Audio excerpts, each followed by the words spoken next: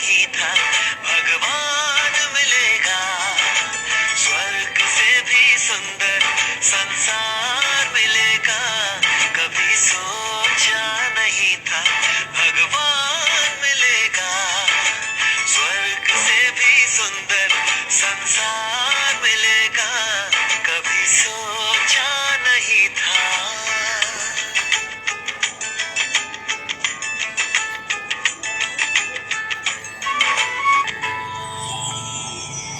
कभी सोचा नहीं था भगवान मिलेगा, स्वर्ग से भी सुंदर संसार मिलेगा, कभी सोचा नहीं था भगवान मिलेगा, स्वर्ग से भी सुंदर संसार मिलेगा, कभी सोचा नहीं था।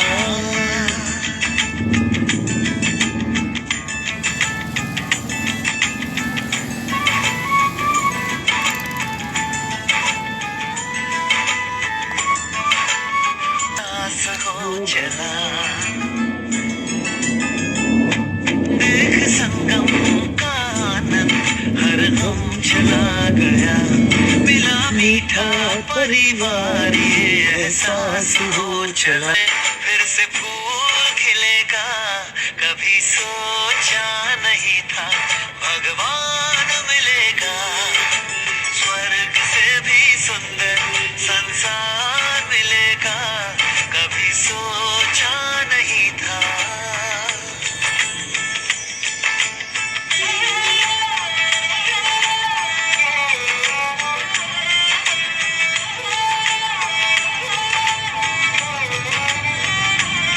संसार जिसको ढूंढे मेरे साथ वो है रहता, हम उनको याद करते वो हमको याद करता, हो संसार जिसको ढूंढे मेरे साथ वो है रहता, हम उनको याद करते वो हमको याद करता, तरसते नैन जिसको वो रोज दिखेगा, कभी सोचा नहीं था भगवान मिलेगा, स्वर्ग से भी सुंदर संसार मिलेगा, कभी सोचा नहीं था।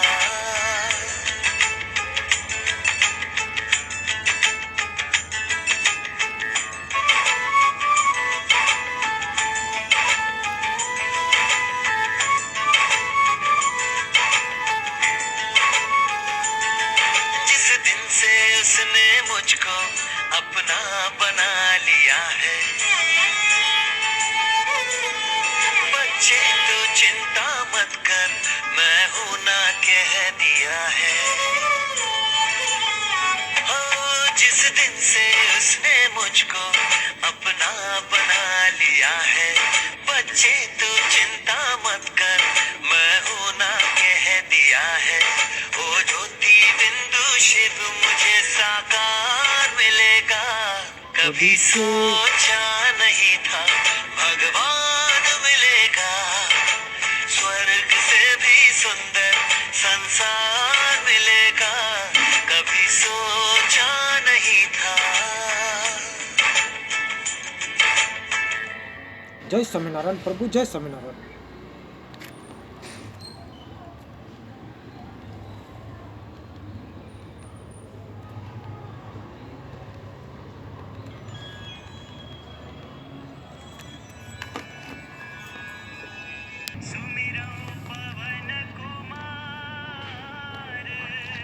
तो प्रत्येक माता पिता की तमन्ना होती है कि मेरी संतान योग्य बने, समाज में बदनामी न ले, अच्छे चरित्र वाली हो, आज्ञाकारी हो, वृद्धावस्था में हमारी सेवा करे, हमारी बहू हमारे कहने में चलने वाली आए, समाज में हमारी इज्जत रखे, वृद्धावस्था में हमारी सेवा करे, प्यार से व्यवहार से करे।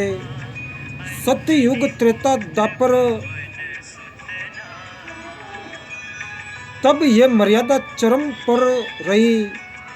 सब सुखी जीवन जीते थे। कलयुग में कुछ समय तक तो ठीक रहा, परंतु वर्तमान में स्थिति विपरीत ही है। इसे सुधारने का उद्देश्य राम जी रखता है। आशा भी करता हूँ कि भगवान की कृपा से ज्ञान के प्रकाश से सब संभव हो जाता है, हो भी रहा है और होगा।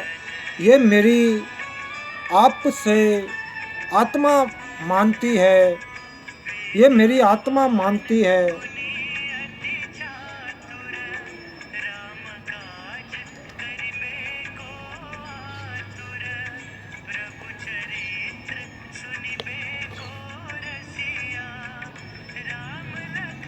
तो एक लड़के का पिता मृत्यु को प्राप्त हो गया।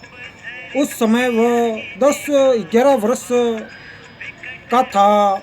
तो माता ने अपने इकलौते पुत्र की परवरिश की। माता तथा पिता दोनों का प्यार माताजी ने दिया कि कई पुत्र को पिता का अभाव कष्ट न दे। लड़का युवा होकर शराब का आदी हो गया तथा वेश्यागमन करने लगा। माता से नृत्य रुपये मांग कर और आवारागर्दी में उड़ाए। एक दिन माताजी के पास पैसे नहीं थे।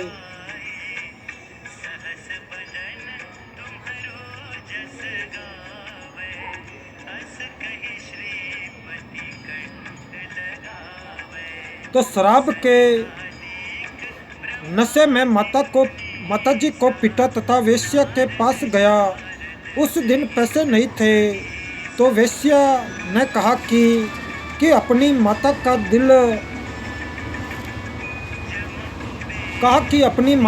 दिल निकाल ला। उल्टा घर आया, माता बेहोश थी और छुरा मार कर माता का दिल निकाल कर चल पड़ा। नशे में ठोकर लगी और गिर गया। तो माता के दिल से आवाज़ आई कि बेटा तेरे को चोट तो नहीं लगी। नशे से बना शैतान वेश्या के पास माता का दिल लेकर पहुंचा। तो वेश्या ने कहा कि जब तू अपनी माता का हितैषी नहीं है तो मेरा क्या होगा।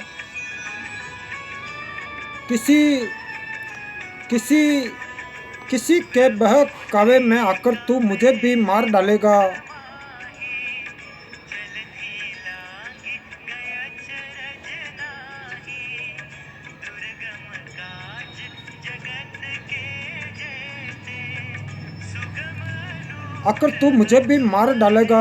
तो मेरे को तो तेरे से पीछा छुड़ाना था। तू अब निर्धन हो गया है, मेरे किस काम का। इसीलिए ये शर्त रखी थी कि तू माताजी का दिल निकाल नहीं सकता, क्योंकि वह तेरे को कभी किसी वस्तु के लिए मना नहीं करती थी। हे शैतान, चला जा मेरी आंखों के सामने से। ये कहकर वेश्या ने उसे घर से बाहर धक्का देकर द्वार बंद कर लिया। वह शैतान घर आया, माता के शव पर विलाप करने लगा। कहा कि माताजी, हो सके तो भगवान के दरबार में भी मुझे बचाना। आवाज़ आई कि बेटा कुछ नहीं हुआ, बस तेरे को खुश देखना चाहती हूँ। उसी समय नगर के लोग आए, थाने में सूचना दी। उस अपराधी को राजा ने फांसी की सजा दी। तो राजा ने फांसी चढ़ाने से पूर्व उसकी अंतिम इच्छा जानी तो उस लड़के ने कहा कि कुछ नागरिकों को बुलाया जाए। मैं अपनी कारगुजारी को सबके साथ साझा करना चाहता हूँ। नगर के व्यक्ति आए। उस लड़के ने अपना जुल्म कबूला और बताया कि मैंने उपरोक्त जुल्म किया और मेरी माँ की आत्मा अंतिम समय में भी मेरे सुखी रहने की कामना करती रही, तो मेरे को नशे ने शैतान बना दिया। मैंने वेश्या गमन करके समाज को दूषित किया। आप लोग मेरे से नसीहत लेना। जो घोर पाप मैंने अपनी माताजी को परेशान करके किया, कोई मत करना। माता जैसी हमदर्द संसार में पत्नी भी नहीं हो सकती, भले ही वह कितनी ही नेक हो। तो माताजी अपने बेटा बेटी को इतना प्यार करती है कि सर्दियों में बच्चा पेशाब कर देता है तो माता स्वयं उसके पेशाब से भीगे ठंडे वस्त्र पर लेटती है और बच्चे के नीचे सूखा बिछौना कर देती है। यदि बच्चा भूख से रो रहा होता है तो खाना बीच में छोड़कर उसे पहले अपना दूध पिलाकर शांत करती है। तो पिता बच्चों की हर संभव गलती क्षमा कर देता है। तो परमात्मा कबीर जी ने कहा है कि पिता अपने पुत्र पुत्री के सर्व अपराध क्षमा कर देता है। परमात्मा सर्व प्राणियों का पिता है और पिता में विशेषता होती है कि उसका बेटा बेटी अज्ञानता में गलती कर देते हैं और वे पिता से क्षमा याचना कर लेते हैं कि भविष्य में कभी गलती नहीं करेंगे, तो पिता उनको तुरंत क्षमा कर देता है। इसीलिए भक्त परमात्मा से विनय करता है कि हे दीन दयाल, आप तो सबके पिता हो। मेरे अवगुण अपराध पिता होने के नाते क्षमा करना। मैं कपूत यानी निकम्मा पुत्र भी हूँ, तो भी आप पिता का कर्तव्य पालन करके क्षमा करना। तो राम भक्त की पत्नी का देहांत हो गया। उस समय उसका पुत्र 3 वर्ष का था। उस व्यक्ति की रिश्तेदारी में एक घटना ऐसी घटी थी जिसको उसको झंझोर कर रख दिया। कथा इस प्रकार है कि उसने मामा जी अपनी बहन यानी राम भक्त की माताजी से लगभग 10 वर्ष बड़े थे। तो मामा जी के 2 पुत्र थे और राम भक्त की मम्मी जी का देहांत हो गया। मामा जी ने दूसरा विवाह कर लिया। दूसरी पत्नी को पुत्र हुआ। दूसरी पत्नी पहले वाली के पुत्रों से ईर्ष्या करने लगी। यह विचार किया कि 15 एकड़ जमीन है और 3 जगह बटेगी। उसने उन बच्चों को काच पीस कर दूध तथा खाने में खिला पिला दिया, जिससे दोनों की धीरे धीरे रोगी होकर मृत्यु हो गई। डॉक्टर ने बताया कि बच्चे काच खा गए हैं, जिस कारण से इनकी मृत्यु हो गई है। एक दिन उसकी पत्नी ने पड़ोसन से बताया कि मैंने ऐसे ऐसे किया, मेरे बेटे को 15 एकड़ जमीन मिल गई। उस स्त्री ने मेरे मामा जी को बताया। मामा जी छोटी मम्मी को बहुत प्यार करते थे और उस पर विश्वास करते थे। उन्हें विश्वास नहीं हो रहा था।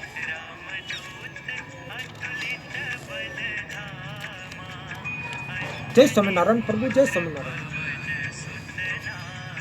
विश्वास नहीं हो रहा था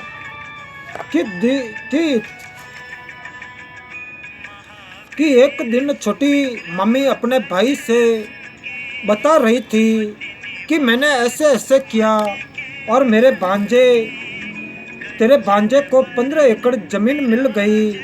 ये बात मेरे मामा जी सुन रहा था क्योंकि वह खिड़की से बाहर स्वाभाविक खड़ा था।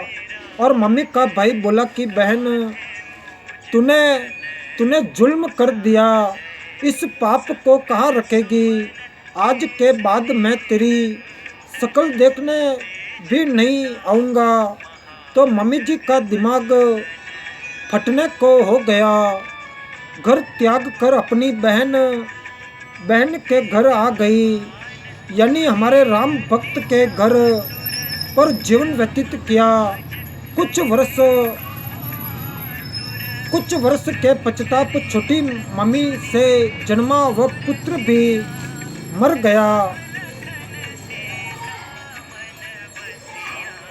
वह छोटी मम्मी किसी के साथ भाग गई।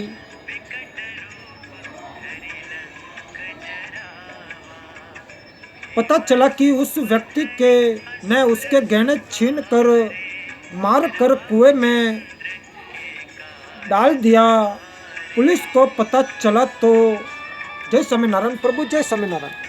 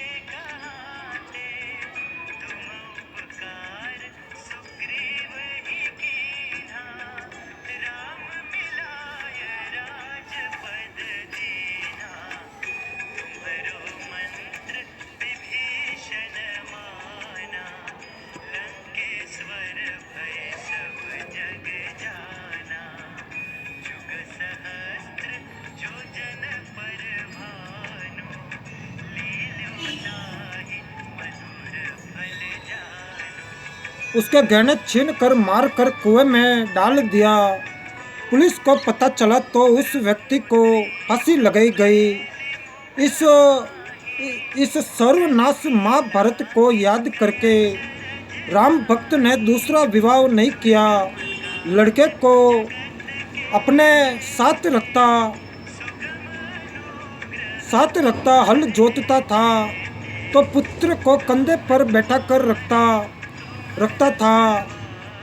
थक जाता तो वृक्ष के नीचे लेटा देता। स्वयं खाना बनाता, स्वयं स्नान कराता, कपड़े साफ करता। जैसे तैसे लड़का जवान हुआ, विवाह कर दिया। फिर भी सब कार्य करता था। लड़का भी काम में हाथ बटाता था, परंतु कठिन कार्य स्वयं ही करता था। वृद्धावस्था ने जोर दिया, कार्य कुछ नहीं कर पा रहा था। पुत्र वधू को व्यर्थ का खर्च लगने लगा, जिस कारण से अपने ससुर को रुका सूखा बासी भोजन देने लगी। फिर पेट भर भोजन भी नहीं देती थी। लड़का पूछता था कि पिताजी की सेवा ठीक हो रही है? पिताजी कहते कि बेटा कोई कसर नहीं है। बड़ी भाग्यवान बहू आई है, मेरा विशेष ध्यान रखती है। और ये बात बहू भी सुनती और अधिक परेशान करती कि मेरे पति को पता नहीं है। वृद्ध भी मेरी चाल से अपरिचित है। एक दिन लड़के ने देखा कि पिताजी को भोजन ठीक नहीं मिला, तो उसने पत्नी को कहा तो पाखंड करने लगी कि घर देख कर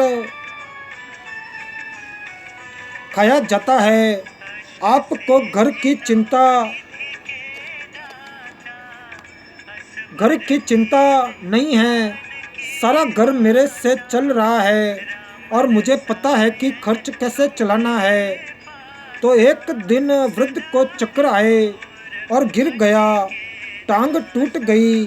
वैद्य जी ने बताया कि आहार आहार पूरा न मिलने से शारीरिक कमजोरी है। दूध 2 समय आधा आधा शेर किलो पिलाओ, ताज़ा भोजन खिलाओ। वैद्य चला गया। पत्नी ने कहा कि ऐसे ऐसे तो घर का दिवाला निकल जाएगा। पति यानी लड़के को भी बात पसंद आई। वृद्ध वृद्ध की कोई परवाह नहीं की। वृद्ध के ससुराल वाले चोट लगने की खबर सुनकर मिलने आए तो उनसे पूछा कि बेटा बहुत ठीक सेवा कर रहे हैं क्या। राम भक्त ने कहा कि पूछो ना, ऐसे पुत्र तथा पुत्र वधू सबको दे भगवान, मेरे को कोई कष्ट नहीं है, कोई कष्ट नहीं देते।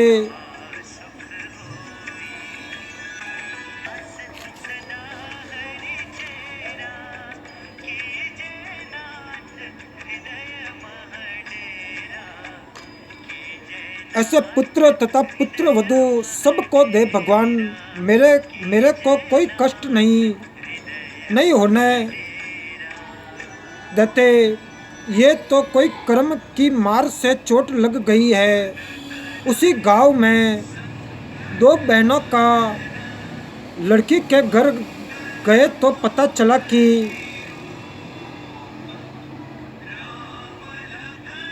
उसी गांव में 2 बहनों का विवाह हुआ था। एक राम भक्त से, दूसरी का पड़ोस में।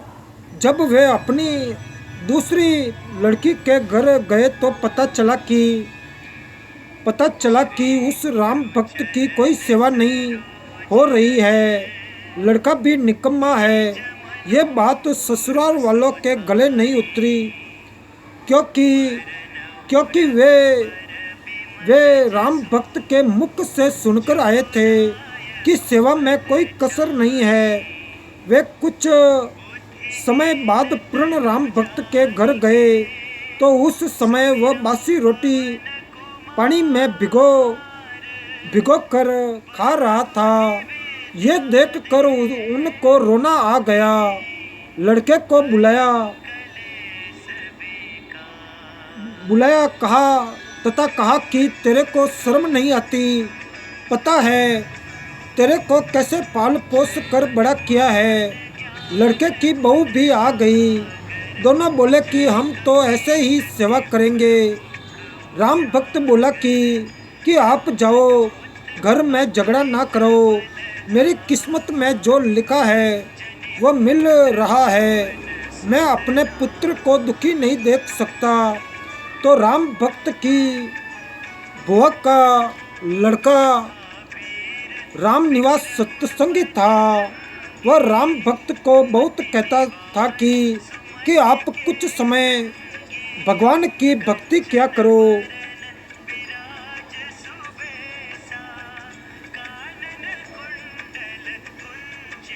भगवान की भक्ति किया करो, मेरे साथ संत के सत्संग सुनने चला करो।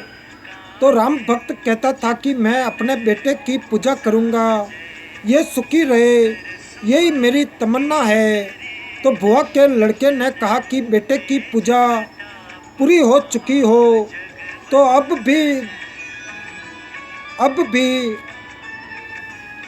बना ले कुछ कर्म। फिर भी वह ये कहा कि बेटे बहू को देख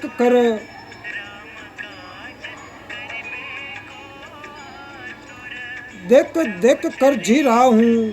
बहुत कहने के पश्चाताप राम भक्त अपनी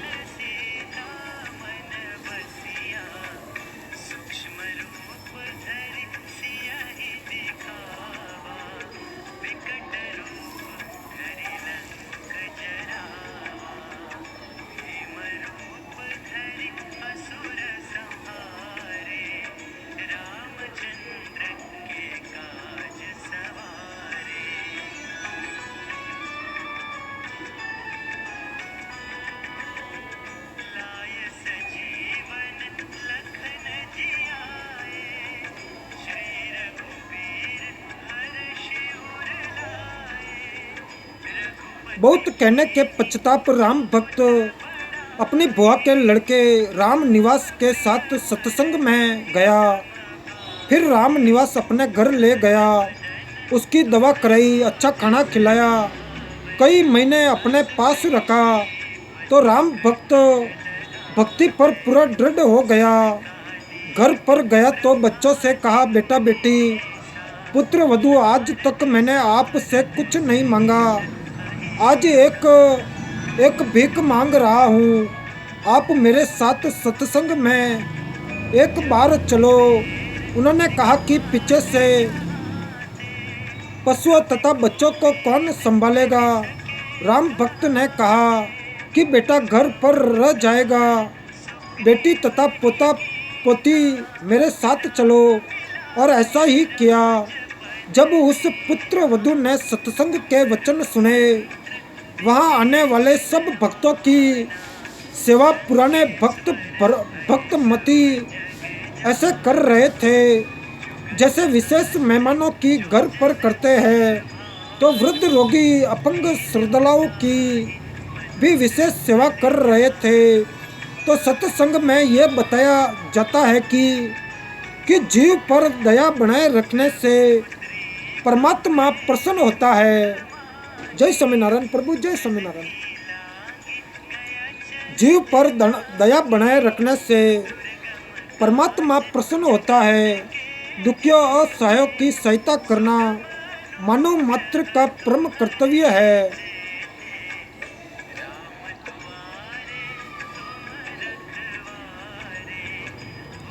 दया धर्म का मूल है, पाप मूल अभिमान। कह कबीर, दयावान के पास रहे भगवान।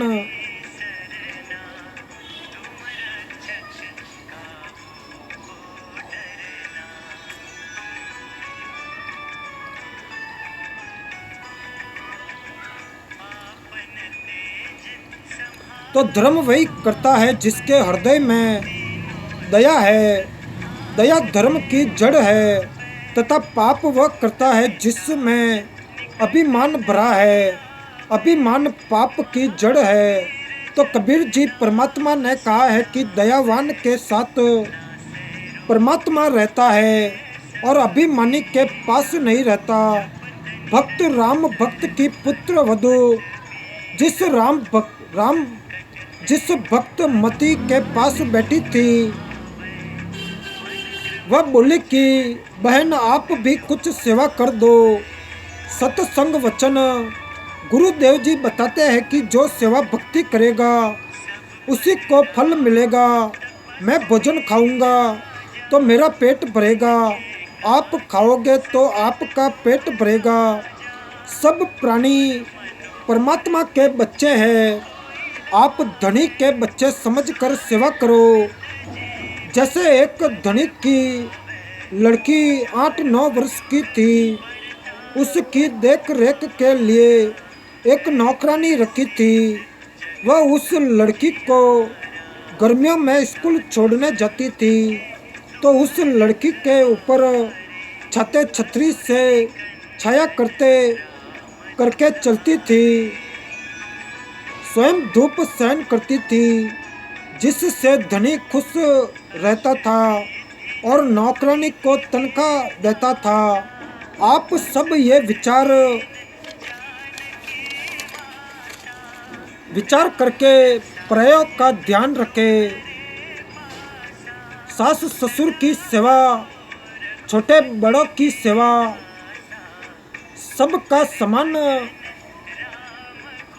सबका सम्मान करना आप जी का परम कर्तव्य है। यदि आप अपने सास ससुर, माता पिता या अन्य आश्रितों की सेवा करोगे तो परमात्मा आपकी सेवा का प्रबंध करेगा। जय स्वामीनारायण प्रभु, जय स्वामीनारायण। आप अपने छोटे बड़े बच्चों को भी सत्संग में साथ लाया करो। बच्चों में भी छोटे बड़ों की सेवा करने, अच्छा व्यवहार करने के संस्कार पड़ेंगे। वे बच्चे बड़े होकर आपकी वृद्ध हो जाओगे तब भी सेवा ऐसे ही करेंगे जैसे बेटी एक बाप माँ को छोड़कर नए माता सास पिता ससुर के पास आती है। अब जन्म के माता पिता तो इतने ही साथी थे, उन्होंने पाल पोस कर नए माता पिता को सौंप दिया। सास ससुर का कर्तव्य है कि आने वाली बेटी को अपनी बेटी की तरह प्यार दे, भेदभाव सुपन में भी नहीं तो बेटी वह अपनी जन्म की बेटी में न करे जो झगड़े की जड़ है। पुत्र वधू को चाहिए कि नए घर की परिस्थितियों के अनुसार अपने को ढाले, माँ के घर वाले बर्ताव को कम प्रयोग करे। अब पुत्र वधू का घर परिवार यही ससुराल है।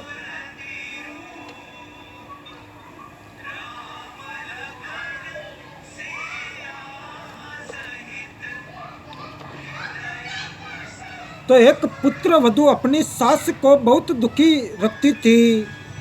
उसको फूटे हुए मिट्टी के घड़े के टुकड़े ठीकड़े में भोजन खिलाती थी, जैसे कुत्ते को खिलाते हैं। कभी कभी साफ करती थी। उसके लड़के का विवाह हुआ। कुछ समय उपरांत सास की मृत्यु हो गई। तब वह अपनी पुत्र वधू से बोली कि इस ठीकड़े को फोड़कर बाहर फेंक दो। तो वह पुत्र वधू बहू बोली कि सास जी, आपको भी इसी ठीकड़े में भोजन दिया करूँगी, आपने बड़े जुल्म वृद्धा के साथ किए हैं। तब वह अपनी गलती को समझकर बहुत रोई। पुत्र वधू बुद्धिमान थी। शाम तक उस ठीकड़े को नहीं फोड़ा तो उसकी सास को वह ठीकड़ा दुश्मन दिखाई देने लगा। पुत्र वधू ने कहा कि माताजी, मैंने सत्संग सुने हैं, मैं अपने कर्म खराब नहीं करूँगी। ये कहकर ठीकड़ा फोड़ दिया। पाप कर्म के कारण सास को कैंसर का रोग हो गया। सारा दिन चिल्लाए, पुत्र वधू उसकी सेवा करे, कोई कसर नहीं छोड़ती थी। जय स्वामीनारायण प्रभु, जय स्वामीनारायण।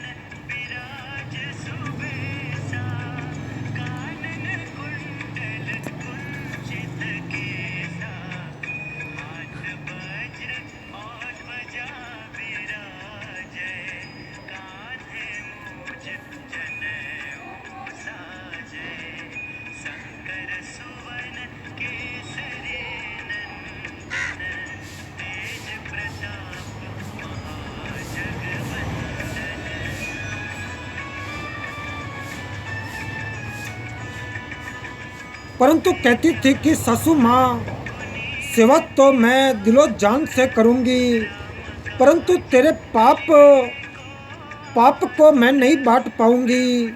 ये कष्ट तो आपको ही भोगना पड़ेगा। यदि सत्संग सुने होते तो ये दिन नहीं देखने पड़ते। तब उस जालिम औरत ने कहा कि बेटी मैं महापापिनी हूँ, क्या मेरा भी उद्धार हो सकता है? मैं भी दीक्षा लेना चाहती हूँ।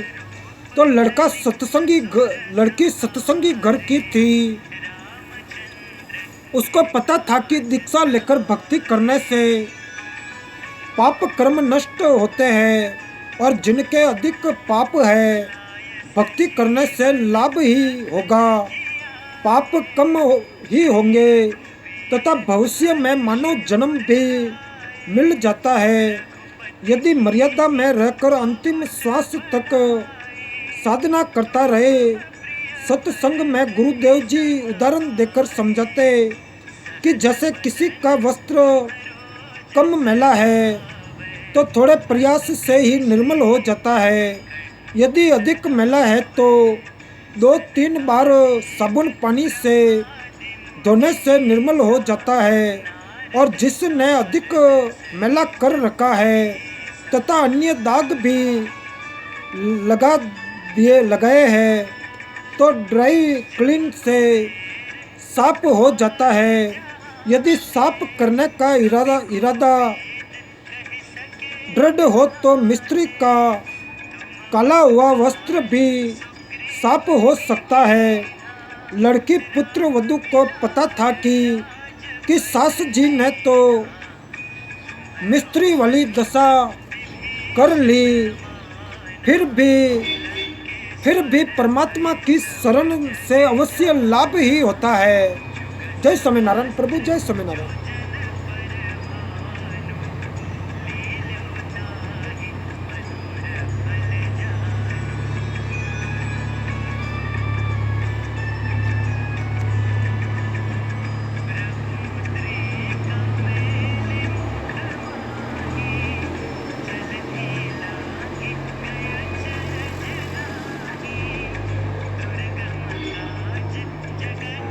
तो परमात्मा की शरण से अवश्य ही लाभ होता है। इस उद्देश्य से अपनी सासू माँ को दीक्षा दिला दी। कुछ समय पश्चात कैंसर में कुछ पीड़ा कम हो गई। सत्संग सुनकर उसे रोना आया कि माता पिता की बहू बेटों से क्या आकांक्षा होती है और मुझ पापिन ने अपनी सासू जी के साथ क्या बर्ताव किया। मुझे तो ये रोग होना ही था। यदि पहले ये ज्ञान सुनने को मिल जाता तो मैं क्यों ये पाप करती और निर्मल जीवन जीती। सासू माँ की आत्मा भी खुश करती और अपना जीवन सफल कर लेती। तो उपरोक्त वचन सुनकर राम भक्त जी की पुत्र वधू उस अपनी सहेली पुरानी भक्तमती से लिपट कर फुट कर रोने लगी। आधा घंटे तो अपने को रोक नहीं सकी। अधिक सावना के पश्चाताप शुभ की रुकी और अपने ससुर पिता के साथ किए बर्ताव का उल्लेख रोते रोते किया। अपने ससुर जी की इंसानियत भी बताई कि कभी अपने बेटे से भी नहीं बताया कि तेरी बहू मेरे साथ ऐसा बुरा बर्ताव कर रही है। बेटे के पूछने पर यही कहता था कि बेटा किसी प्रकार की सेवा में कमी नहीं है, बड़े अच्छे घर की बेटी है, समझदार है। हमारा सौभाग्य है कि ये अपने घर आ गई। हमारा तो इस बेटी ने घर बसा दिया है और मैं पापिन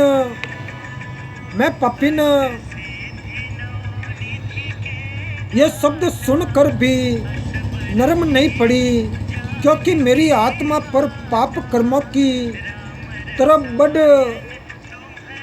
बढ़ चुकी थी।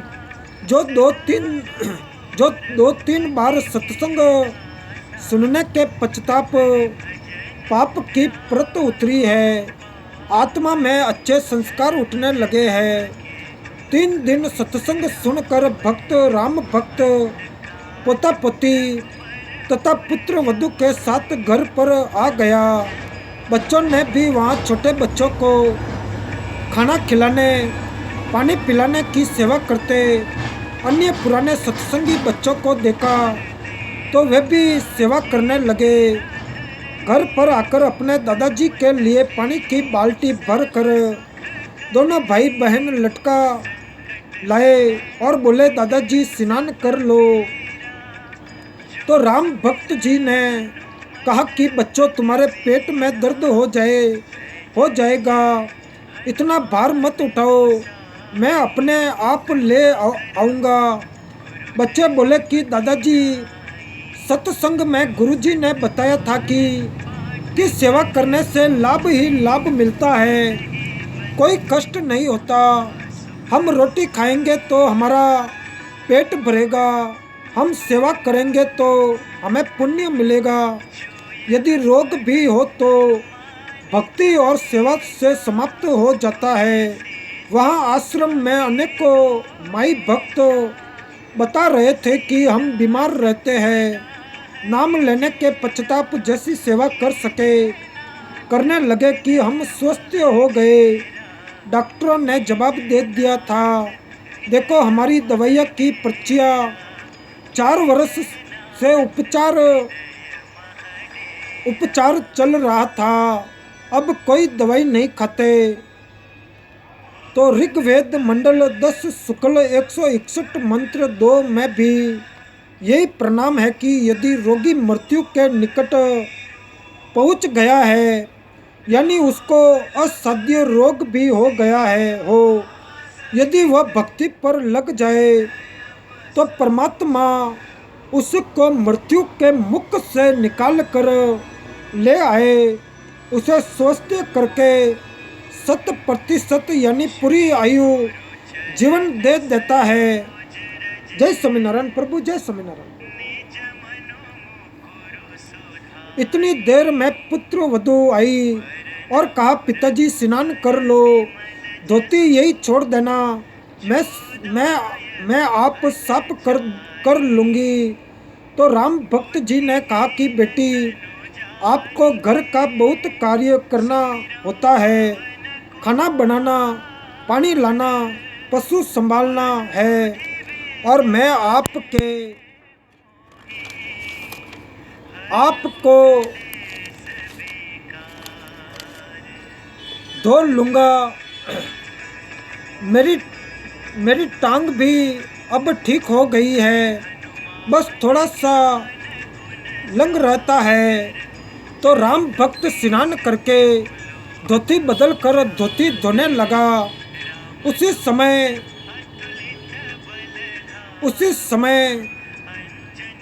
बच्चों ने आकर धोती छीन ली और लेकर अंदर भाग गए और अपनी माताजी को दे दी। फिर कुर्ता भी ले गए, दूसरा कुर्ता लाकर दे दिया। तो लड़का खेत से पशुओं का चारा लेकर आया और पहले की तरह पिता को देखा और बिना बोले आगे घर में चला गया।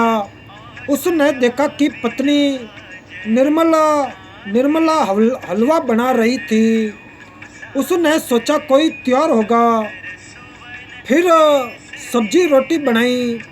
सर्वप्रथम गुरु भगवान को 2 कटोरियों में भोग लगाया तथा फिर एक थाल में रोटी, कटोरियों में हलवा तथा सब्जी डालकर अपने ससुर जी के पास लेकर गई और बोली, पिताजी भोजन खा लो, भूख लगी होगी, दूर से आए हैं।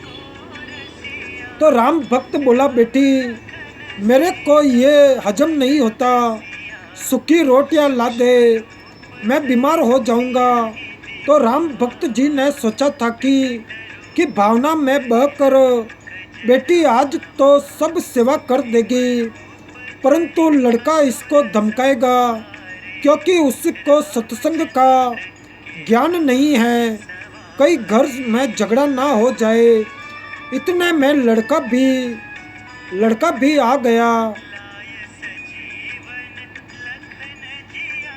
अपनी पत्नी को बोला, पिताजी ठीक कह रहे हैं, ले चल अंदर। पिताजी का कमरा गली पर था और बच्चों का रहने का अंदर को था।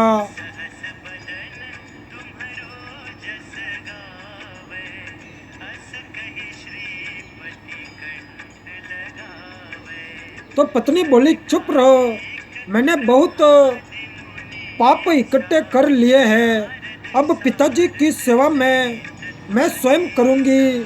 तो लड़का चुप हो गया। राम भक्त ने दोनों बच्चों को थोड़ा थोड़ा हलवा दिया। पुत्र वधू को देने लगा तो बोली कि आप क्या खाओगे, घर पर और भी बहुत सारा हलवा प्रसाद बचा है। पिताजी ने आप खाओ, पिताजी आप खाओ, नहीं खाओगे तो मेरी आत्मा रोएगी। तो राम भक्त जी ने गुरुदेव भगवान का स्मरण किया और भोजन खाया। प्रतिदिन पुत्र वधु स्वयं नरम नरम रोटियां गरम गरम लाकर अपने हाथों से खिलाए। प्रतिदिन वस्त्र साफ करे और कहे कि पिताजी भजन कर लो। एक दिन राम भक्त जी की बुआ का लड़का भक्त राम निवास आया। तो राम भक्त जी ने उसको सीने से लगा लिया और बोला रे भाई, हमारा घर तो तेरी कृपा से स्वर्ग बन गया। तो भक्त राम निवास बोला कि मामा जी के बेटे राम निवास से कुछ ना हुआ। गुरुदेव जी की शब्द शक्ति का करिश्मा है। आप और मैं तो पहले इकट्ठे ना बत्ती डंडा खेला करते और मेरे कहने से होता तो पहले ही हो जाता।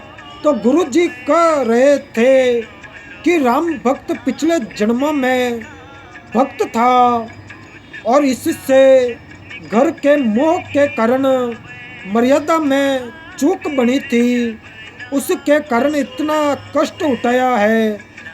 अब ये महादुखी हो चुका था, तब तेरे साथ आया है। नहीं तो आप कितनी बार राम भक्त से पहले कह चुके थे कि सत्संग में चल, परंतु मोह माया में अंधा हो चुका था। ये कष्ट और पुत्र वधु का व्यवहार इसके लिए वरदान बन गया है। तो कबीर जी ने कहा है कि कबीर सुख के माथे पत्थर पड़ो, जो नाम हृदय से जाए बलिहारी, व दुख के जो पल पल राम रटाए। जय स्वामीनारायण प्रभु, जय स्वामीनारायण।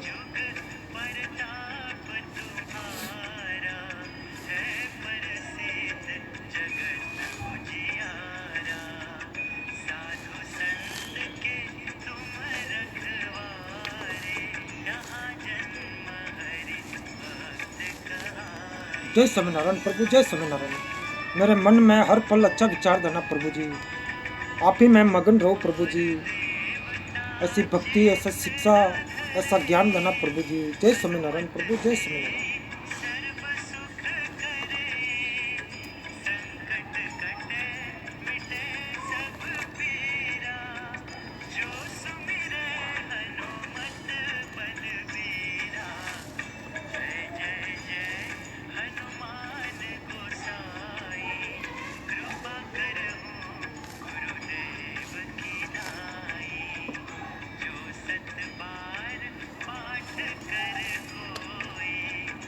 तो है परमात्मा, इतना सुख भी ना देना जिससे तेरी भूल पड़े। दुख से परमात्मा की पल पल याद बनी रहे, वैसे दुख सदा देते रहना।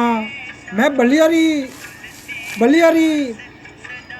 जाऊँ उस दुख को जिसके कारण परमात्मा की शरण मिली। तो भक्त राम भक्त जी ने भक्त राम निवास जी से कहा कि अब के सत्संग में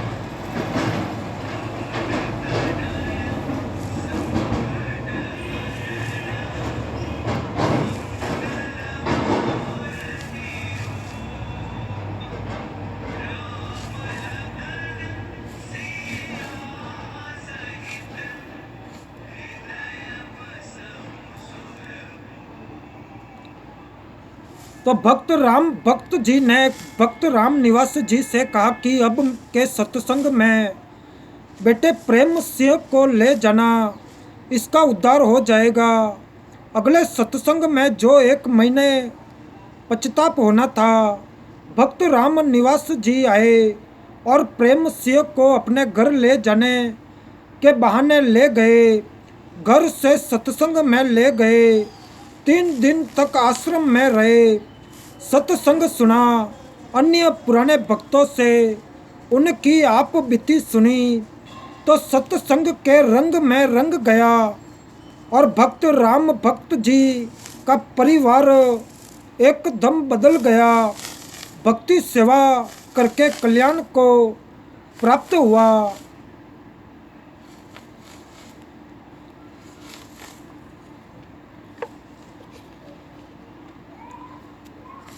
सत्संग से घर की कला समाप्त होती है। एक माई अपनी पुत्र वधू पर बात बात पर क्रोध करती थी।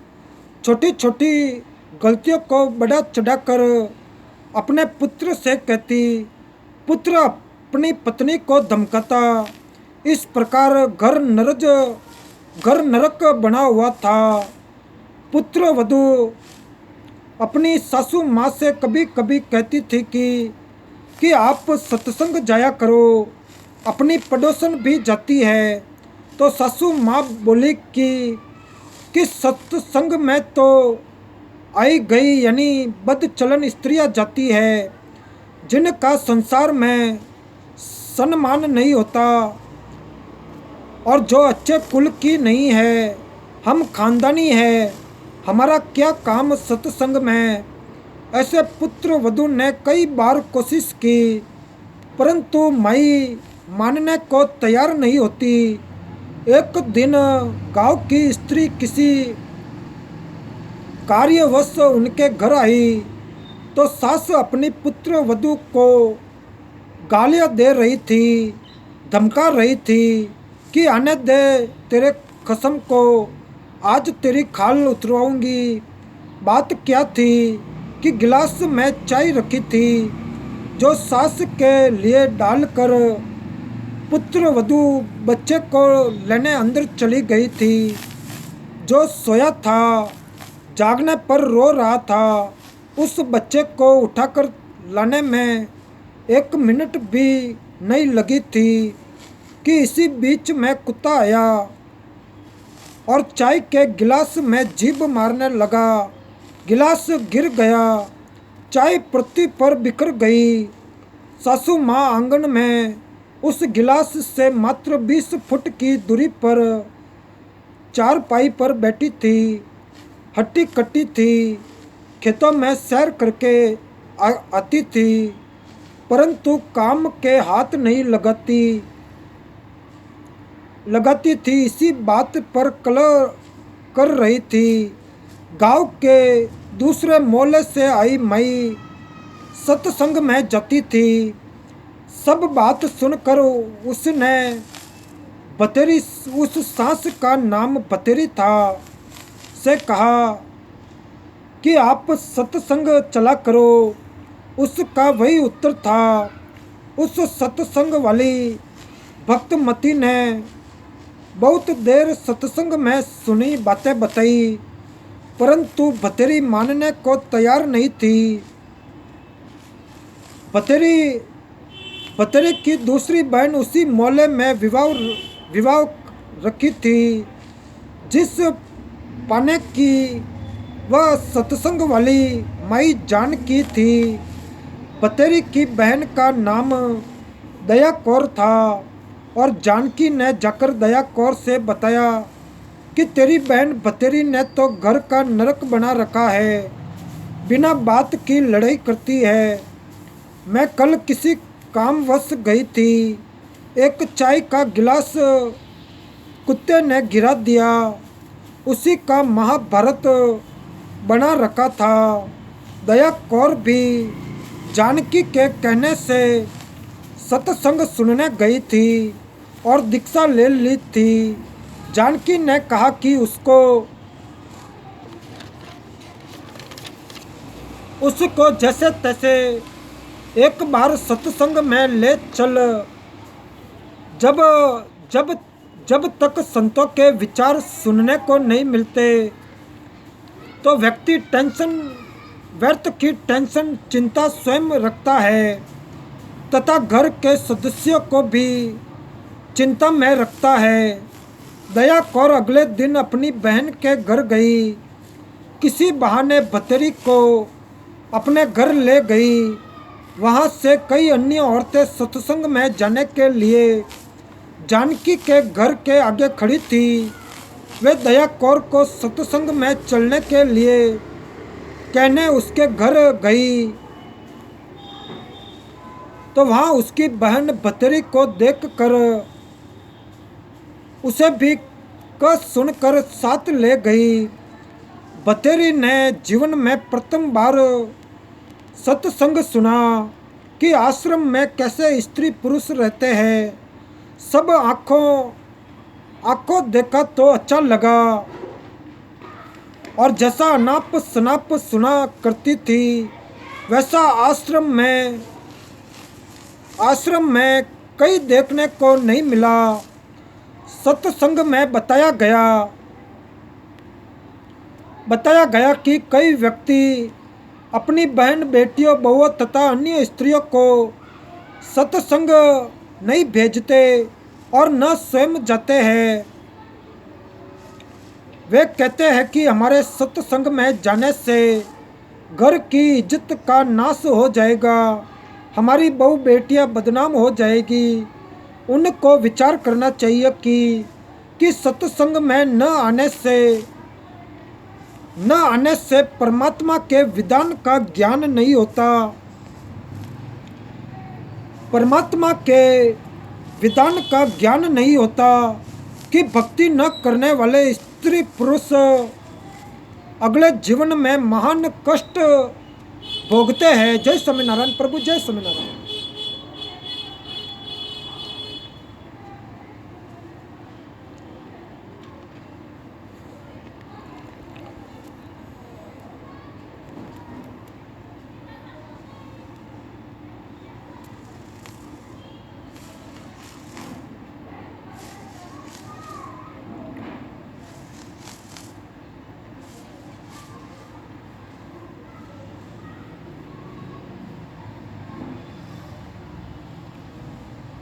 तो सूक्ष्म वेद में बताया कि जो मनुष्य शरीर प्राप्त करके भक्ति नहीं करते उनको क्या हानि होती है।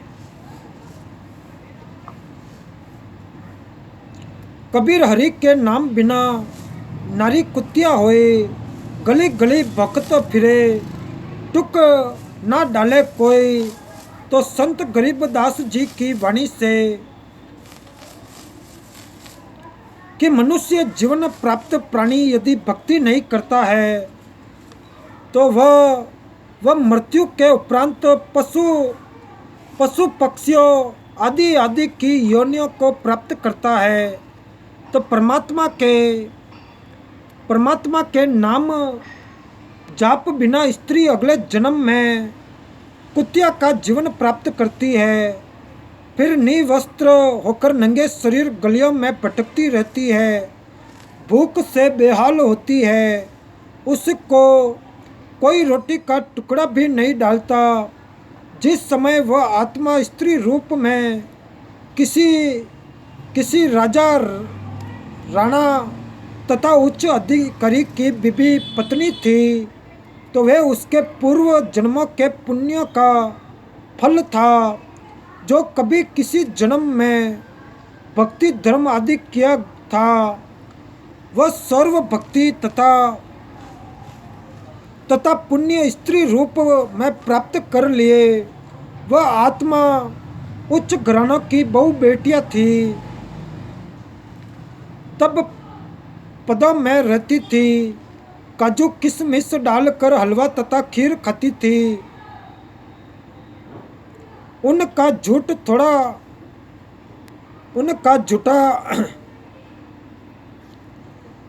छोड़ा हुआ नौकरानियां खाती थी। उनको सत्संग में नहीं जाने दिया जाता था क्योंकि वे उच्च घरानों की बहुएं तथा बेटियां थी और घर से बाहर जाने से बेइज्जती मानती थी। बड़े घरों की इज्जत इसी में मानी जाती थी कि बहू बेटियों बेटियों का पर्दा पर्दा में घर में रहना उचित है। इन कारणों से वह पुण्य आत्मा सत्संग का विचार न सुनने के कारण भक्ति से वंचित रह जाती थी। उस मानव शरीर में वह स्त्री गले में 9-9 लाख रुपये के मेल हार पहनती थी, नाक में सोने की नथ पहनती थी और उसी उसी हार श्रृंगार में अपना जीवन धन्य मानती थी।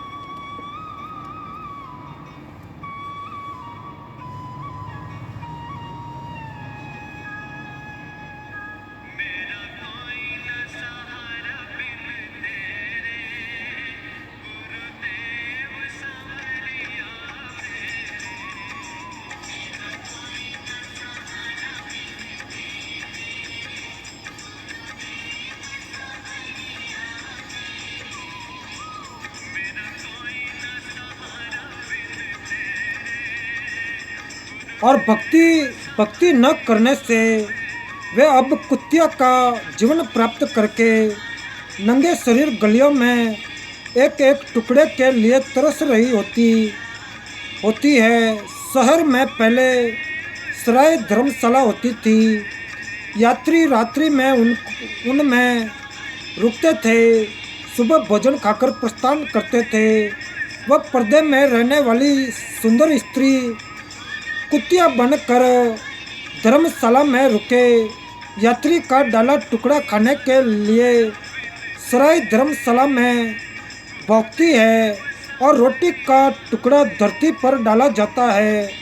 उसके साथ कुछ रेत मिट्टी भी चिपक जाती है। वह सुंदरी जो काजू किशमिश युक्त हलवा खीर खाती थी और भक्ति नहीं करती थी, उस रेत मिट्टी युक्त टुकड़े को खा रही है। यदि मनुष्य शरीर रहते रहते पूरे संत से नाम लेकर भक्ति कर लेती तो ये दिन नहीं देखने पड़ते।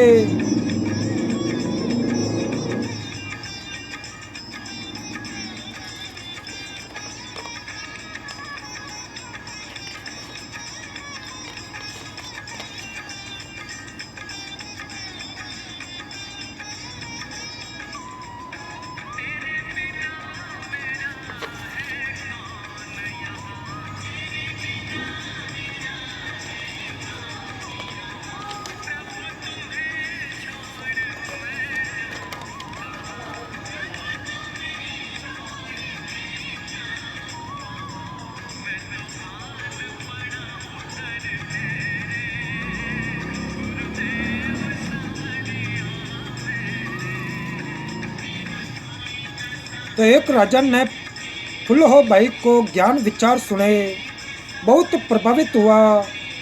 उस राजा की 3 रानियां थी। राजा ने अपनी रानियों को फुलहो भाई के विषय में बताया तो राजा ने कई बार फुलहो भाई भक्ति तन की अपनी रानियों के सामने प्रशंसा की। अपने पति के मुख से अन्य स्त्री की प्रशंसा सुनकर रानियों को अच्छा नहीं लगा, परंतु कुछ बोल नहीं सकी।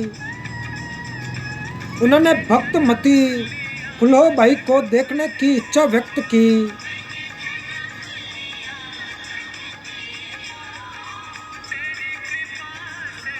तो राजा ने फुलहो भाई को अपने घर पर सत्संग करने के लिए कहा। तो फुलहो भाई ने सत्संग की तिथि तथा समय राजा को बता दिया। सत्संग के दिन रानियों ने अति सुंदर तथा कीमती वस्त्र पहने तथा सब आभूषण पहने और अपनी सुंदरता दिखाने के लिए कोई कसर नहीं छोड़ी। रानियों ने सोचा था कि फुलो बहुत सुंदर होगी और भक्तमती फुलो राजा के घर आई। उसने खदर का मैला सा वस्त्र धारण कर रखा था, हाथ में माला थी, चेहरे का रंग भी साफ नहीं था। भक्तमती फुलो को देखकर तीनों रानियां खिलखिलाकर हंसने लगी और बोली कि ये है वो फुलो, हमने तो सोचा था कि बहुत सुंदर होगी। उनकी बात सुनकर भक्ति मती फुलो बाई ने कहा कि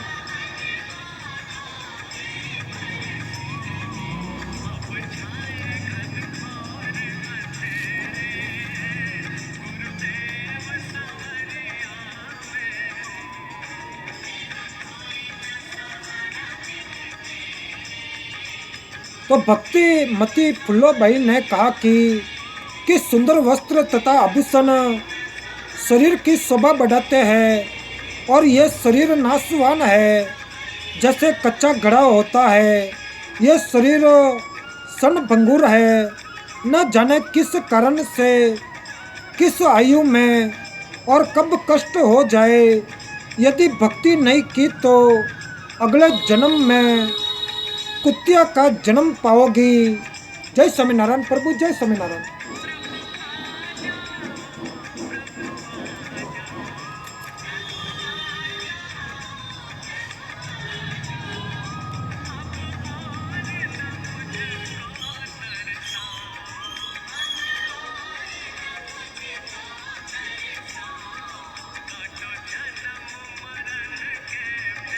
सुंदर वस्त्र तथा आभूषण शरीर की शोभा बढ़ाते हैं और ये शरीर तो नाशवान है, जैसे कच्चा घड़ा होता है। ये शरीर क्षणभंगुर है, न जाने किस कारण से, किस आयु में और कब कष्ट हो जाए। यदि भक्ति नहीं की तो अगले जन्म में कुत्तिया का जन्म पाओगी, फिर निवस्त्र भटकती फिरोगी। इसीलिए कहा है कि रांडो अर्थात तो स्त्रियां भक्ति करो। रांड शब्द विधवा के लिए प्रयोग होता है, परंतु सामान्य रीति में स्त्रियां अपनी प्रिय सखियों को प्यार से संबोधित करने में प्यारी गाली के साथ प्रयोग किया करती। अब शिक्षित होने पर यह शब्द प्रयोग नहीं होता। तो भक्त मती फुलो बाई ने सत्संग सुनाया और कबीर परमेश्वर जी की सखियाँ सुनाई। कबीर हरि के नाम बिना नारी कुत्तिया होए।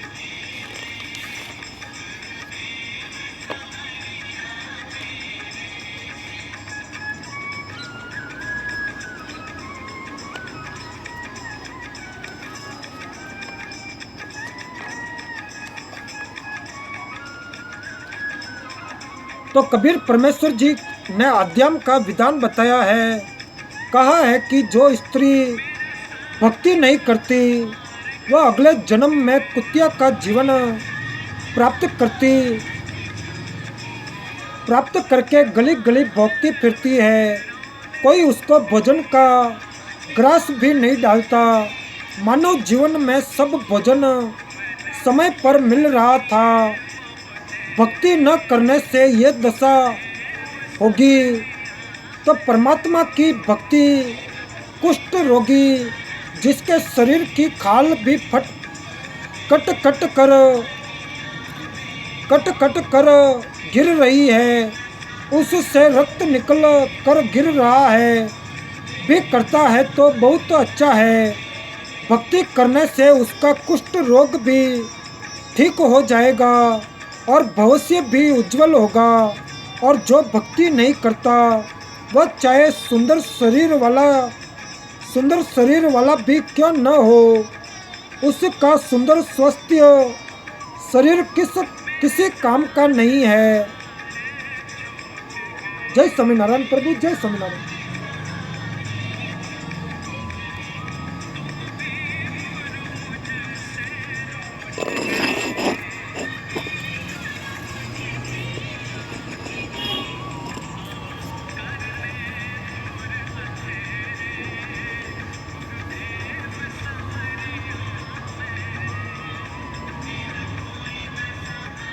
तो इस मानव शरीर का कोई विश्वास नहीं है कि ये कब तथा किस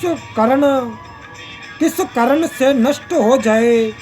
इसे बचा कर नहीं रखा जा सकता। इसका एक उपाय है, भक्ति करो और इतना स्मरण करो कि एक श्वास भी नाम के जाप बिना खाली न जाए।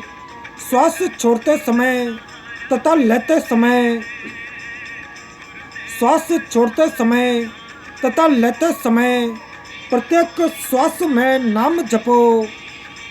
श्वास को नाम के जाप बिना व्यर्थ न खो। इस श्वास को ज्ञान नहीं है, ये अंदर गया है तो बाहर आएगा कि नहीं आएगा।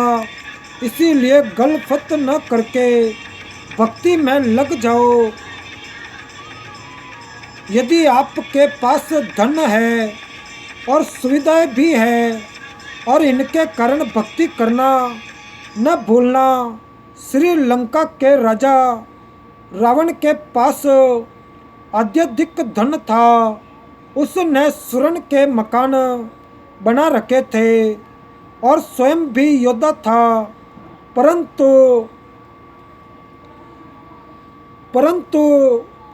श्री रामचंद्र जी के साथ युद्ध हुआ और मारा गया, यानी राम जी के तीर से मारा गया। कुछ ही समय में सब कुछ नष्ट हो गया तथा यम के दूत यानी मृत्यु देवता के नौकर उस रावण को जंजीरों में बांध कर ले गए, नरक में डाला गया।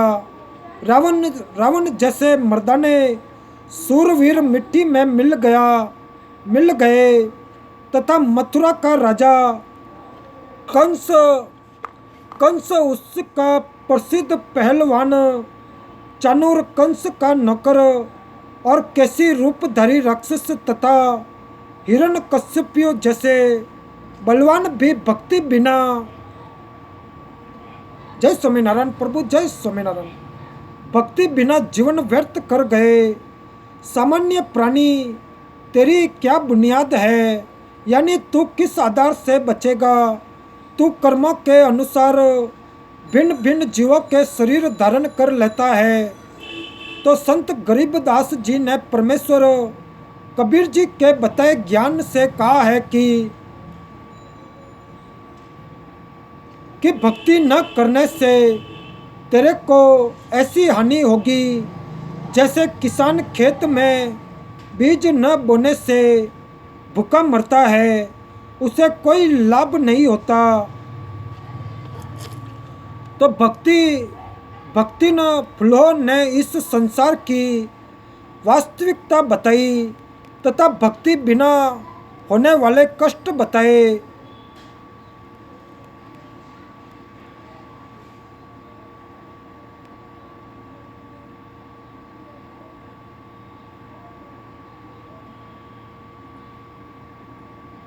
छोटे से राज्य के टुकड़े को प्राप्त करके आप इतना गर्व कर रहे हो, ये व्यर्थ है। लंका का राजा रावण ने सोने के मकान बना रखे थे और सत्य भक्ति न करने से राज्य भी गया, सोना भी गया, यही रह गया, नरक का भागी बना। राजा रानियों ने उपदेश लेकर भक्ति की तथा जीवन धन्य बनाया। तो भगवान की भक्ति न करने से राजा गधे का शरीर प्राप्त करता है और कुमार के घर पर मिट्टी धोता है। घास स्वयं जंगल में खाकर आता है। तो गधे का शरीर पूरा करके ये प्राणी बैल की योनि प्राप्त करता है।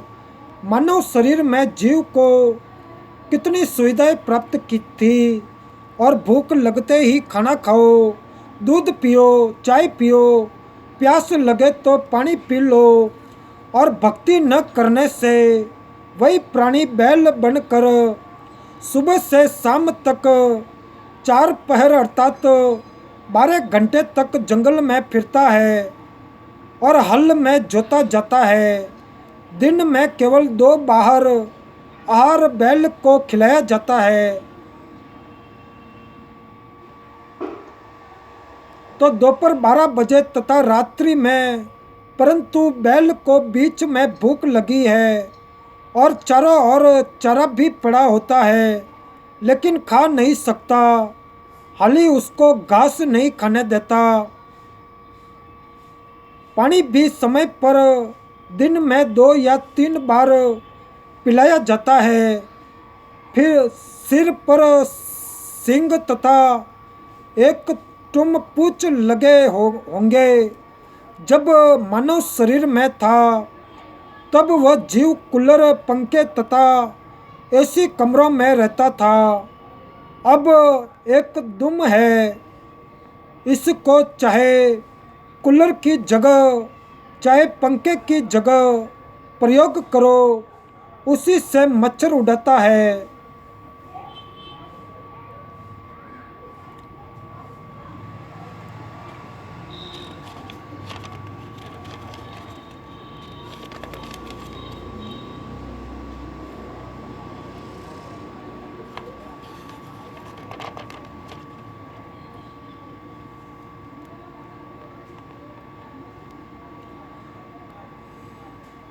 तो सत्संग में ये भी बताया गया है कि घर में कलह का कारण परमात्मा के विधान को न समझकर संसार के भाव में चलना है। घर का कोई सदस्य घर में हानि नहीं करना चाहता। किसी कारण से हानि हो जाती है तो उसको लेकर कलह नहीं करनी चाहिए। जो हानि होनी थी वह तो हो चुकी है, वह तो ठीक होनी नहीं। व्यर्थ की कलह करना समझदारी नहीं है। जिससे गलती से कोई हानि हो जाती है तो उसे कहना चाहिए, हे बेटा बेटी, माता पिता या सास बहू, ये जो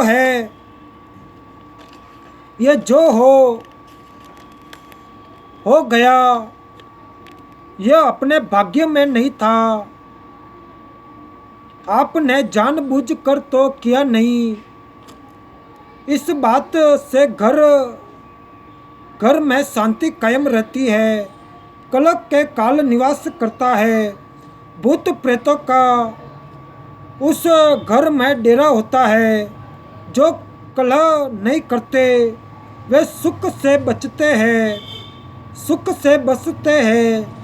और जिस घर में परमात्मा की भक्ति, आरती, स्तुति, ज्योति, यज्ञ होती है, उस घर में देवताओं का निवास होता है। सत्संग सुनकर सब अपने अपने घर चली गई। सत्संग दिन के 12 बजे से 2 बजे तक हुआ था। पुत्र वधू को पता नहीं था कि सासू माँ सत्संग में गई थी। अगले दिन सुबह भैंस का दूध निकालकर पुत्र वधू उस दूध की भरी बाल्टी को छत में लगे कुंबे वाले सरिये में प्रतिदिन की तरह टांगने लगी। उसे लगा कि बाल्टी टंग गई, परंतु सरिये के उल्टी और बाल्टी का कड़ा लगा था। पुत्र वधू ने सोचा कि ठीक लगा है और बाल्टी छोड़ दी। बाल्टी पृथ्वी पर गिर गई।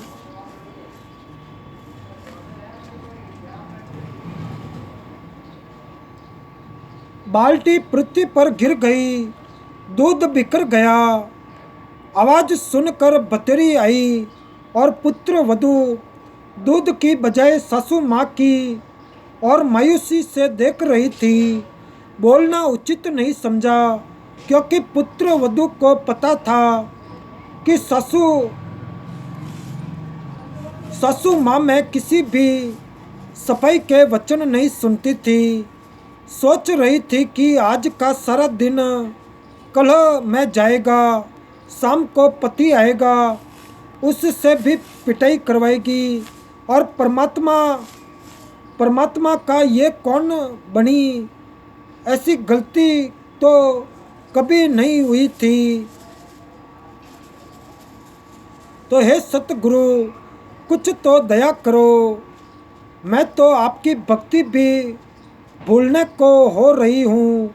मुझे तो सारा दिन सासू माँ के श्लोक याद रहते हैं। तो भतेरी बोली, बेटी जो होना था वह हो गया। आज हमारे भाग्य में दूध है नहीं, चिंता ना कर। इस दूध को ऊपर से हाथों से बाल्टी में डालकर भैंस को पिला दे। ये कहकर जो नाम दीक्षा ली थी उसका जाप करने लग गई। पुत्र वधू को अपने कानों पर विश्वास नहीं हो रहा था।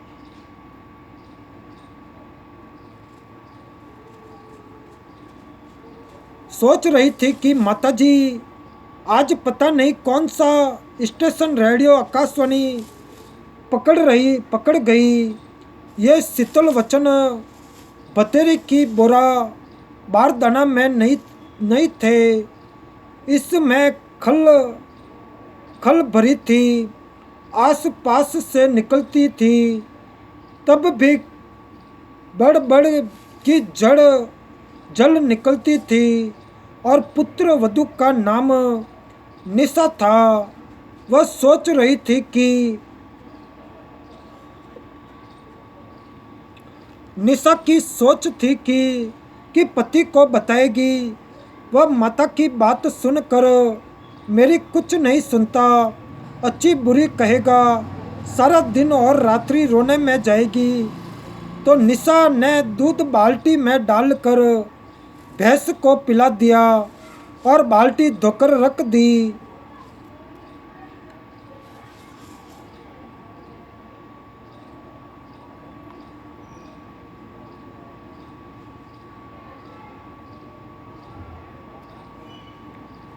तो भतेरी आई और बोली कि बेटी रोटी खा ले, चिंता मत कर बेटी। मैं कल मेरी बहन दया कौर के साथ दिन में सत्संग में गई थी और मेरी तो आंखें खुल गई।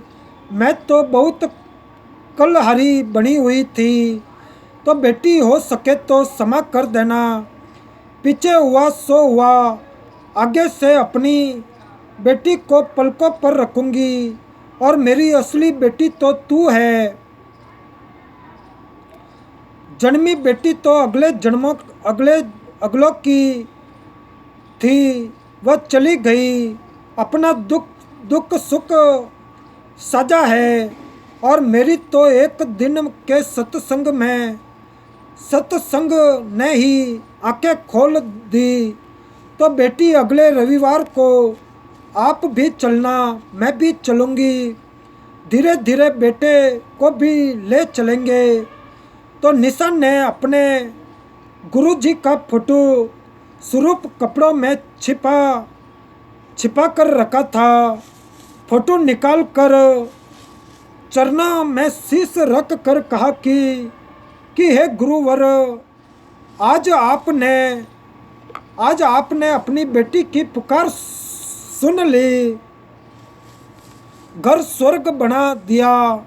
शाम को चतुर्दशी आया तो माताजी ने दूध गिरने का जिक्र भी नहीं किया और कुछ दिन बाद चतुर्दशी को भी नाम दिला दिया। कुछ समय पश्चात निशा जी के गुरुजी भी आ गए। तो निशा ने बताया कि गुरुजी, मेरी सासू माँ बहुत अच्छी है, इसने भी गुरु का नाम ले लिया है। तो बतेरी ने कहा, महाराज जी, निशा ने कभी नहीं बताया कि इसने दीक्षा ले रखी है। ये मेरी कलह से डरती होगी। अब बताया है, जब मैंने नाम ले लिया, अच्छा किया उसने। जय स्वामीनारायण प्रभु, जय स्वामीनारायण।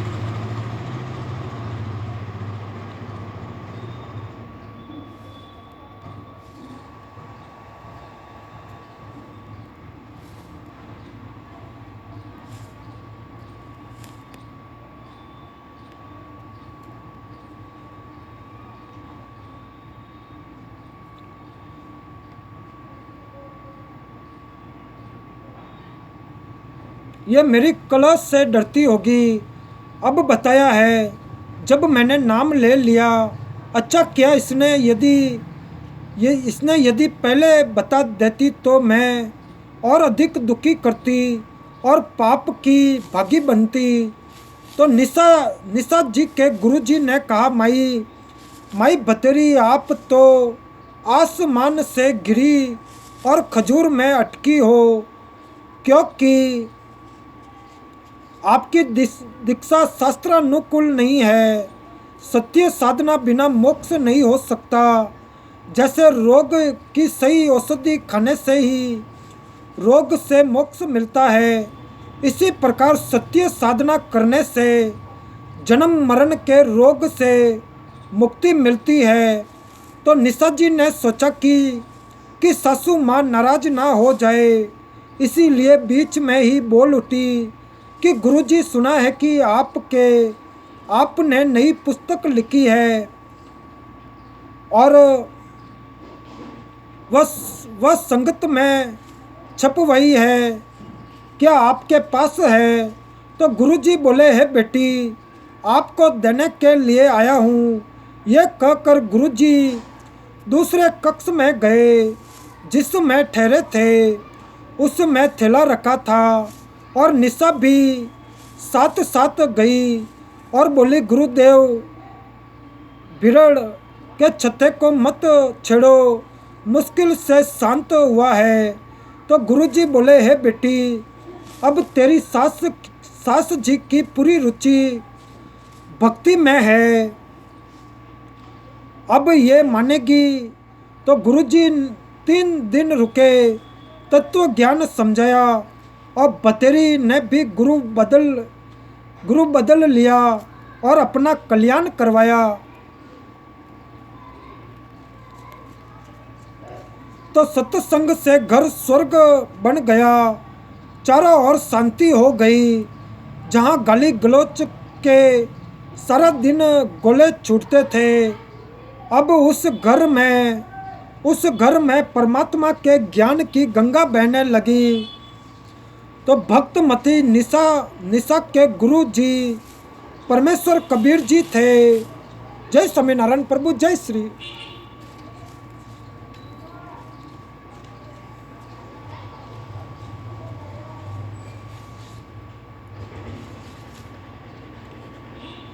सत्संग से घर स्वर्ग बन गया, चारों ओर शांति हो गई। जहाँ गाली गलौच के सारा दिन गोले छूटते थे, अब उस घर में परमात्मा के ज्ञान की गंगा बहने लगी और भक्ति प्रचार करने के लिए घूमते फिरते थे। उन्होंने बताया कि किस प्रभु की भक्ति करनी चाहिए। जय स्वामीनारायण प्रभु, जय स्वामीनारायण।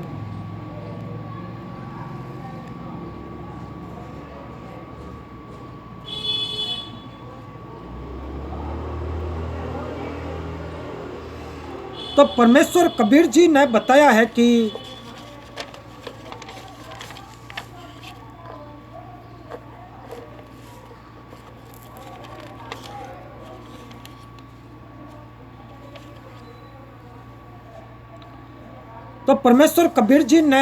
अपने मन को संबोधित करके हम प्राणियों को सतर्क किया है कि इस संसार में 2 दिन यानी थोड़े समय का मेहमान है। इसे थोड़े से मानव जीवन में आत्मज्ञान के अभाव से अनेकों पाप इकट्ठे करके अनमोल मानव जीवन नष्ट कर जाता है। धन कमाने की विधि तो संसार के व्यक्ति बता सकते हैं, परंतु गुरुदेव जी के बिना आत्मज्ञान यानी जीव कहाँ से आया, मनुष्य जीव का मूल उद्देश्य क्या है, सतगुरु धारण किए बिना यानी दीक्षा लिए बिना जीव का मानव जन्म नष्ट हो जाता है। ये बात गुरुजी के बिना कोई नहीं बताएगा। चाहे पृथ्वी का राजा भी बन जाए, चाहे तो पृथ्वी का राजा भी बन जा, परंतु भविष्य में पशु जन्म मिलेगा। जन्म मरण का चक्र गुरुजी के ज्ञान व दीक्षा मंत्र नाम बिना समाप्त नहीं हो सकता। जब तक जन्म मरण का चक्र समाप्त नहीं होता तो बताया है कि जय स्वामीनारायण प्रभु, जय स्वामीनारायण प्रभु, जय स्वामीनारायण।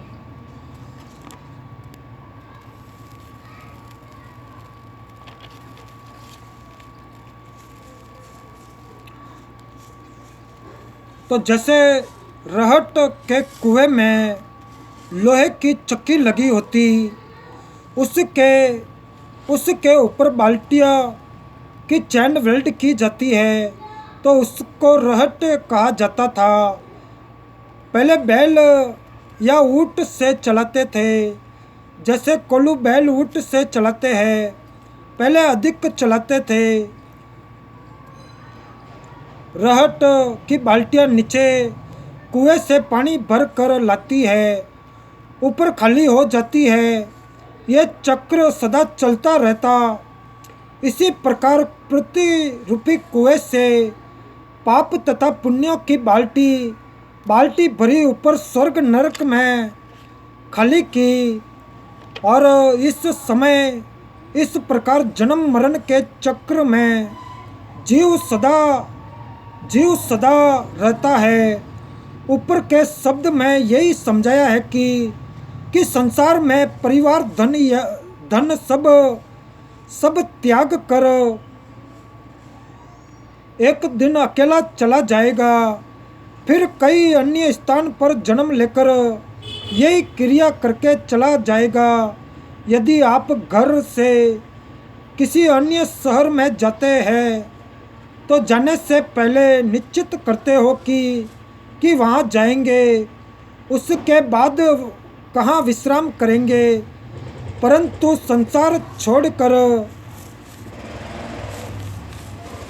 छोड़कर जाते हो तो कभी विचार नहीं करते कि कहाँ विश्राम करोगे। हे जीव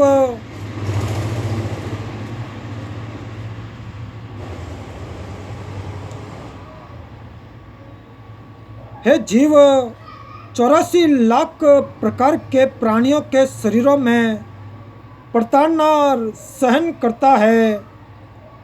मरता जीता नए प्राणी का जीवन प्राप्त करता है। कभी राजा बनकर उच्च बन जाता है, कभी कंगाल बनकर नीच कहलाता है। तो परमात्मा कबीर जी समझा रहे हैं कि अवतार गण राम कृष्ण आदि भी सत्य साधना न मिलने के कारण जन्म मरण के चक्र में पड़े हैं। सत्य साधना मेरे पास है। हे प्राणी, तू मेरे को पहचान। मैं समर्थ परमात्मा हूँ और मैं तेरा जन्म मरण का सर्व झंझट समाप्त कर दूंगा।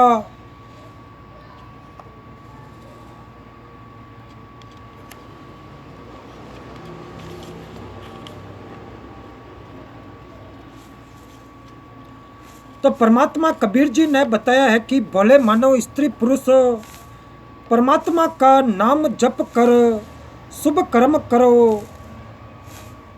शुभ कर्म करो। पता नहीं कल यानी भविष्य में क्या दुर्घटना हो जाएगी, एक पल का भी ज्ञान नहीं है।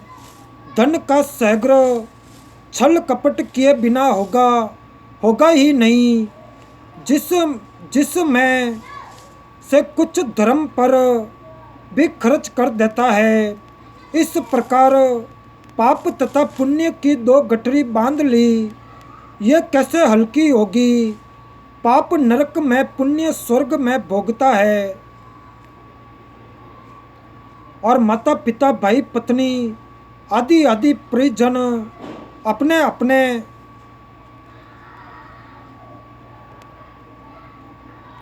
अपने मतलब की बातें सोचते हैं। पूर्व जन्मों के कारण परिवार रूप में जुड़े हैं।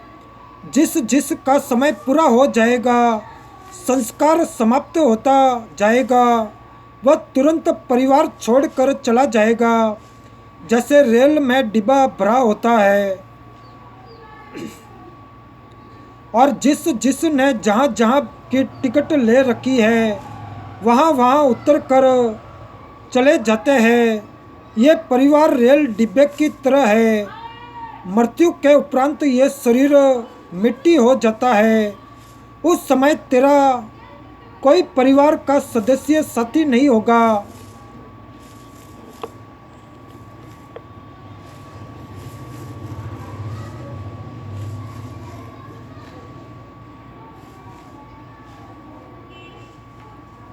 एक व्यक्ति अपनी पत्नी से बहुत प्रेम करता था। वृद्ध हुआ तो उसकी मृत्यु निकट थी। उसने अपनी पत्नी से कहा कि आप मेरे साथ चलोगी। वह तुरंत मना कर गई कि ना, मैं ना मरूं तेरे साथ। तेरे से 3 साल छोटी हूँ, तेरे से 3 साल छोटी हूँ। तो वृद्ध को उस दिन सदमा हो गया। उसने उससे बात करना ही भी बंद कर दिया। निकट आए तो मुंह मोड़ ले बोले, कुछ नहीं। 60 वर्ष के बाद साथ में उस वृद्ध को पहली बार एहसास हुआ कि कोई किसी का नहीं है, कोई किसी का नहीं है।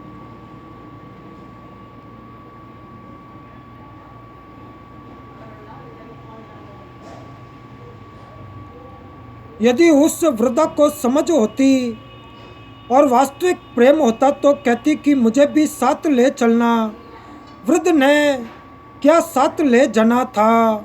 उसका मन खुश हो जाता, आसानी से मर जाता। तो समय से पूर्व वृद्धा को कौन मारता।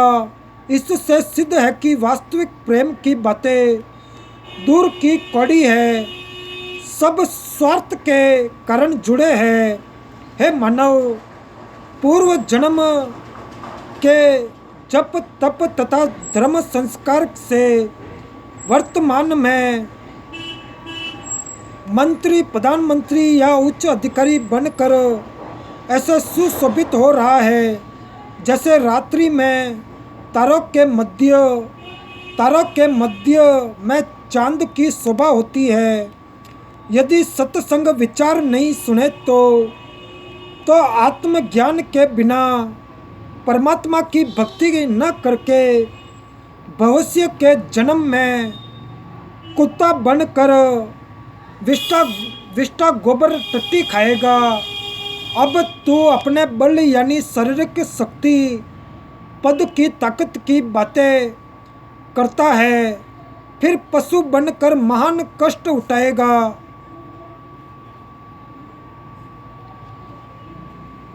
तो जो मनुष्य स्त्री पुरुष सत्य भक्ति शास्त्र अनुसार गुरु से दीक्षा लेकर नहीं करता, वह मृत्यु के पश्चाताप पशु जीवन प्राप्त करता है। वह गधे या बैल के शरीर प्राप्त करता है। मानव शरीर में स्वादिष्ट भोजन खाता था। गधा बनने के पश्चाताप अच्छा खाना नहीं मिलता। गधे का शरीर धारण करके जंगल में कूड़े के ढेर से गंदा भोजन व घास खाता है। इसीलिए भक्ति करो, भक्ति करो। जय स्वामीनारायण प्रभु, जय स्वामीनारायण।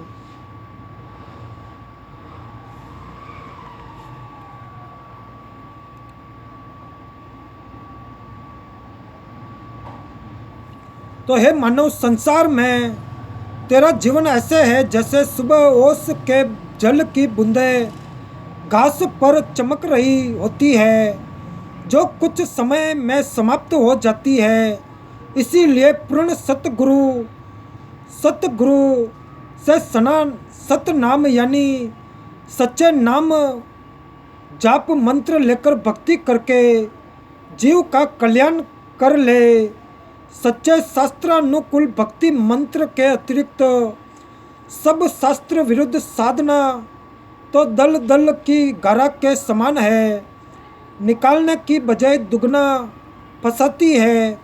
और ये साधना परमेश्वर कबीर जी के पास थी तथा कुछ संतों को भी परमेश्वर कबीर जी ने बताई थी, परंतु उनको अन्य को बताने को मना किया था। वर्तमान में मुझ दास रामपाल के पास है। मेरे अतिरिक्त वर्तमान में किसी भी संत व गुरु के पास शास्त्र प्रमाणित भक्ति मंत्र नहीं है। आओ दीक्षा लो और अपना तथा अपने परिवार का जीवन सफल बनाओ। यदि आप जी ने मेरे राम के अतिरिक्त किसी अन्य पंथ में संत या गुरु से दीक्षा ले ली तो वही बात होगी कि आसमान से गिरे और खजूर में अटके। घर घर के रहोगे ना घाट के। मैं लेखक पहले गांव में सत्संग करता था। मेरा सत्संग सुनते जो आत्मा को हिलाकर रख देता और मेरे से नाम दीक्षा नहीं लेते, अन्य संतों से दीक्षा लेते थे, वहाँ से कोई लाभ नहीं हुआ। कई वर्ष भटक कर मेरे से दीक्षा ली तो सुखी हुए। उपरोक्त सत्संग वचनों से निष्कर्ष निकलता है कि यदि सत्संग के विचार सुनने को मिल जाए तो घर स्वर्ग बन जाए। उसके बिना नरक सा जीवन जीना पड़ता है। इस प्रकार विश्व उद्धार संभव है। सब प्रेम प्यार से जीवन यापन करके मोक्ष प्राप्त कर सकते हैं। यह अति अनिवार्य है। जय स्वामीनारायण प्रभु, जय स्वामीनारायण।